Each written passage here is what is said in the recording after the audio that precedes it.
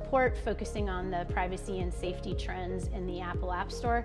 And I probably should have mentioned this also with the Google information, that the mere fact that an app does not have a privacy policy or terms of service, or that it's registered with a non-corporate email, none of this in and of itself means that the app is doing something malicious with the data that it's collecting.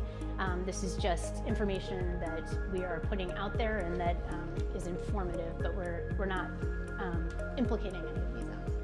So 90% of the apps in the Apple App Store purported to be suitable for children. So that's very similar with the 87% number that we saw in the Google Play Store. And again, similarly to the Google Play Store, there was no real change compared when you compared the number of apps, both general audience and apps for kids in the Apple App Store. So this, I think, is a good finding, that apps for kids on the Apple App Store are slightly more likely to have a privacy policy than the general audience apps.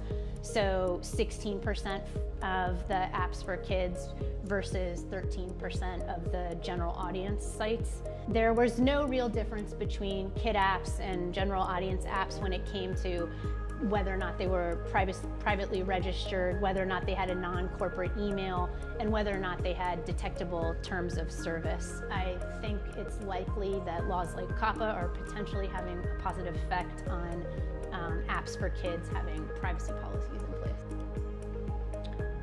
So here we're seeing 200,000 Apple App Store apps for kids that have no country of registry listed for the app and no privacy policy detected.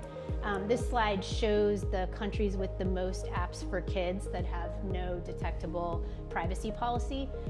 So we're seeing nearly 5,000 Chinese apps and about 1,000 Russian apps that are lacking privacy policies on apps for kids. This data is indicative of what we would see when we would do what we called sweeps to look for potential COPPA violations, that a large number of the apps and websites that are violating COPPA are often foreign apps. And so that's challenging from an enforcement perspective, just as far as jurisdictionally bringing actions against foreign apps. We did do it in the Recolor app case that I mentioned at the onset, but that's a reason why it's really important that the app stores are taking an active role in encouraging things like privacy policies and whatnot. This is the data that comes from our prior report on delisted apps. And again, that report is on the Pixalate website. But what you see here is a big difference in the delisted apps versus the active apps with regard to the privacy policy.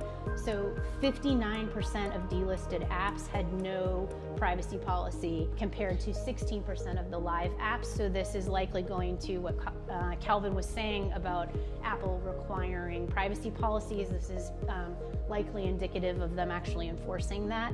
And really suggests that they're taking the privacy policy issue rather seriously.